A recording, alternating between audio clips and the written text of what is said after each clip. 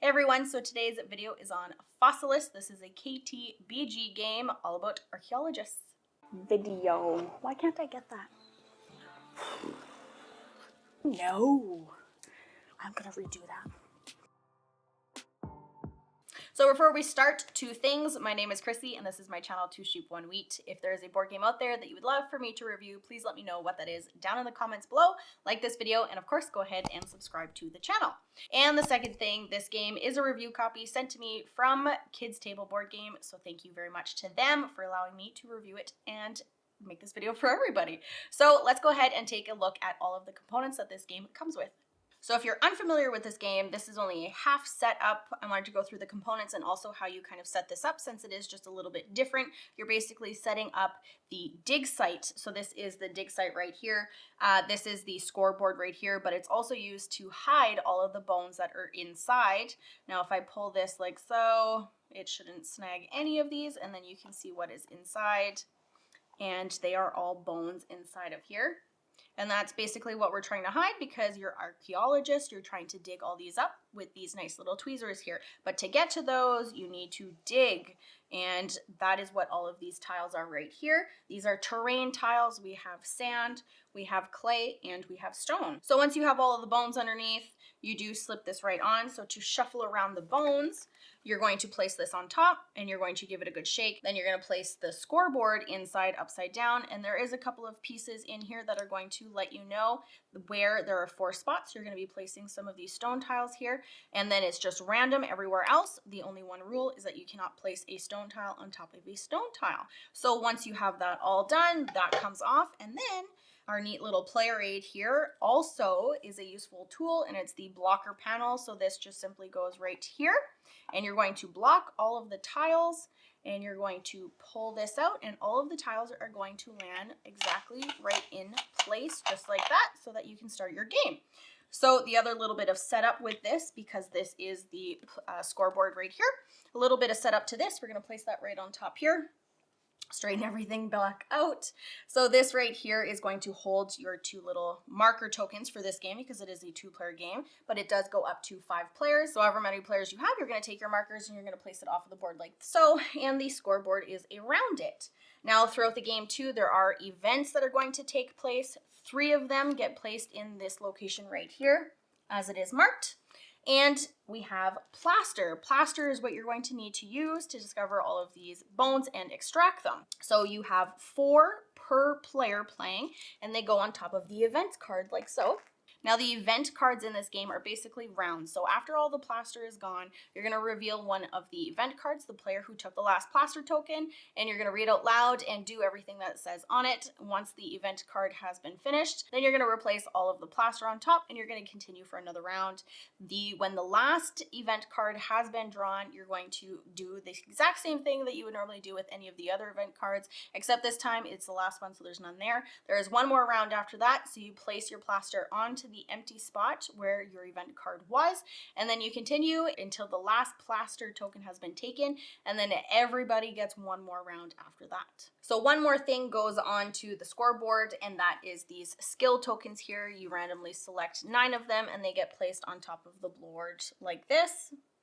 So while you're extracting some of these bones, you will come across a rock hammer. You can instead extract one of those to gain some of these skill tokens. It'll give you some kind of bonus throughout the game or an end game score. So we have 3 different types of cards on the table. We have supplies and we have tools. Tools usually have an associated point for end game scoring, as well as benefits that you can use throughout the game. These ones here, the supplies, will usually give you either a bone, it'll give you some plaster to use, or sometimes it'll give you some victory points as well. Then we have the dinosaur cards over here. This is what you're going to need the bones for because you're essentially going to be discovering some of these new dinosaurs. So you're going to need specific bones to create these dinosaurs. Now within this game, you don't actually need to complete the full set of bones to create any of these dinosaurs. You can turn it in for lower victory points by having an incomplete dinosaur. And then we have our player boards right here. So they are associated with color. We have blue and purple on the table right now. We have spots right here for our skill tokens. We also have what our bones victory points are worth at the end of the game, and then it'll also show you at the bottom how many plaster is needed to extract those bones from the dig site. And then at the end of the game, it gives you a little bit of a rundown here on what the point system is going to be for any of the associated dinosaurs that you're going to be collecting and discovering throughout the game. So they basically go by the icons here that are on the card. These are the characteristics for each dinosaur. Now the scoring points for these right here is if you have 3 or more of the characteristics in your hand, and then they will all be worth different types of victory points for the end. And then if you have all 9 characteristics, you're going to be able to score 12 points. Now one more way to be able to score points, if you have the most characteristics within all of the players. So if you have 5 of the herbivore and everybody else either has 1 or 2 or so on, but is less than you, then you will get the majority of it and you would gain those 3 points. So you're going to go through all 9 of those characteristics to see who has the most in each category, and everybody is going to be able to score some extra victory points like that. And then at the end of the game, if you are the person with the most victory points, you are the winner. So let's go ahead and take a look at how you actually play this game. Now, each player on their turn has exactly 4 energy to spend. You can see that on this little player aid right here on your player boards. So you have the energies, which are used as check marks. So you have 4 of them. And if you have any tools that will allow you to do anything, those are free actions, and you do not need to use any of the energy to do any of those benefits that are on the cards. So energies, basically we have a little player aid right here. This is everything that's going to cost energy. So if you need plaster, because you need plaster to be able to extract any of the bones that are underneath and in the dig site right here. So collecting a plaster from the pool over here is going to be 1 energy. So you could collect 4 right away and it would be 4 energy, and then your turn would be done. Or for 1 energy, you can move up to 2 spots in any direction. If you wanted to go diagonally, if you wanted to go to the side or up or down or to the other side, you can do that 1 or 2 times for 1 energy. Then if for some reason, if a player was near you and knocked you off of the board like so, it would cost you 1 energy to jump back onto the dig site. And if you have a tile here or in the pool, so when everything comes off, you get to collect them, because this is basically the resources that you're going to be using to purchase any of these tool cards or supplies. So once you've used them, they would simply go into the supply over here. So if you wanted to take a tile, which is only a sand tile that you're allowed to place back up onto the dig site, that would also cost you 1 energy. Now, moving to be able to dig a tile, so you're going to be sliding these tiles around. You have to be next to a tile to be able to move it. So if I'm here and I wanted to move this tile, I need one of these paw prints to be able to get one of the supply cards over here that I want. I would be able to push it off, and then it would come over to me, and I'd be able to use it for a later turn or later action during my turn. So that would be 1 energy to knock off a sand tile. Now, if I wanted to knock off, let's say, one of these clay tiles, that's going to cost me 2 energy to knock that off. And if I wanted to knock off a stone tile, let's say like this, that would cost me 3 energy. Then we come down to the last thing that we can do with our energy, and it is if a location in the dig site has been opened up, you can search through here with your tweezers and be able to extract one of the bones. Now, all the bones, of course, are going to cost a plaster to be able to do it. They are all different. If you have a claw, it'll need 2 plaster. If you have a limb bone, it'll cost you 3 plaster. If you have ribs, it'll cost you 4 plaster. If you have a hip bone, it'll cost you 5. And if you have a skull, it'll cost you 6 plaster to be able to extract it. Now, if there are any hammers, there is none in here, you'd be able to just take that out for free and collect 1 of the skill tokens up here and place them directly up here. Now, if you don't have any up here, you will collect the 6 points, but the more that you have, the more that it covers up your victory points here. And let's say we had 2. Now at the end when we score, we will only collect 4 points. So that is how that works. Now once 4 of your energy has been spent, you move on to the second action, and now you can buy a card if needed. Now say if it is this player's turn and it has 3 of these on one of the stone tiles and it wanted to, let's say, use a heavy brush, you wanted to purchase the heavy brush, you cannot collect anything back. It is 2 of any type of resource. This one has 3. It would simply just be wasted and you wouldn't be able to collect anything back, and those would just go next to you and it would get replenished. Now for the third action is collecting a dinosaur. Now you can claim these if you have extracted a bone. You need at least 1 bone to be able to collect a dinosaur, and you can only have 1 dinosaur in your lab. So your lab is just directly on the side here, and you need to have at least one of the bones to be able to collect that dinosaur. And again, with the dinosaur cards, they do get replenished right away. Now there is one rule to this one. If you do have another bone and it is not on a dinosaur and it could complete one of the dinosaurs fully, you are allowed at any time during your turn to be able to complete it. So there are some in the game where it only needs 1 dinosaur bone, and if you have it, you can just simply collect it and collect the victory points. Let's say the last plaster has been taken. Once your turn is completed, the person who's taken the last plaster gets to reveal the event card. So this one is reclassification. It says, in turn order, each player draws 1 dinosaur from the top of the deck. They may either return it to the bottom of the deck or keep it if they had scored it and return 1 of their scored dinosaurs instead. It says victory points are not gained or lost from this. So this one would simply be if you wanted a different type of characteristic card because you weren't able to get it because you couldn't get the bones or you couldn't get the plaster for it. So that would be a great way to get some of those characteristics that you haven't already gotten.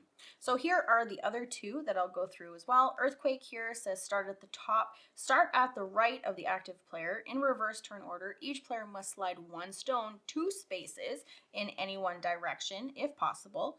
No tiles may be pushed off the dig site. And it says you may not undo another player's move, but you may slide the same tile. So then we go on to junk sale here, and it says start from the active player in turn order. Each player picks 1 card from the market, gives it to the player on the left, and adds a fresh card to the market from the appropriate deck. So that is basically how you play Fossilis. This is a really fun game. All of the components are really high quality in this one. Really enjoy the components in this one. I really love the whole dig site and how you're placing the bones inside, and you get to shake it around a little bit, and the neat way that the scoreboard acts as the cover for it so that you can't see it. It's a mystery because you don't want to foil and know which tiles to move, and then the whole way that the different terrain tiles get placed onto the board as well. It definitely has a very tactile feel to it with them, and it's definitely an entry-level game, but it definitely packs a little bit of a punch here because with the whole, there's different ways to be able to play this game, again, because it is kids table board game. So there are kids rules in there that definitely eliminates some of the reading and the point scoring. So there's a bit of different ways to be able to play this game with younger kids, but it's definitely a fun game. And again, because of the dinosaur cards here, you're not just scoring the victory points that are on there. So whenever you score a dinosaur perfectly, you don't get the victory points that are on the bones. You actually get the perfect score, which is just above it right here. So you'd actually score 13 instead of 10 by completing it. So you get the victory points by completing dinosaurs. Even if you don't complete the dinosaurs, as long as you have 1 bone on the dinosaur, you can remove it to be able to score the point. And then whenever you do that, you get more cards, more dinosaur cards, and then you're able to get more of the characteristics from all of those cards as long as you can just get 1 bone on them. And I think that that's definitely a really good strategy for this game because there's not a lot of plaster going around. So it's definitely a full circle. Because some of the tiles, whenever you remove the tiles, you get the resources for it, which will get you some of the tools and some of the supplies. And a lot of the supplies has plaster in it, and a lot of them have the extra victory points for them too.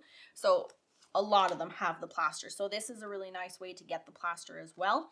But again, any of the plaster that you're going to collect is coming from the event deck right here, because you also want to get those off of there because that's what's going to move the game along to go through the 4 rounds that there are. So again, lots of victory points, lots of plaster for this one, and a lot of bones as well, since plaster's hard to come by to get the bones to be able to collect the dinosaurs.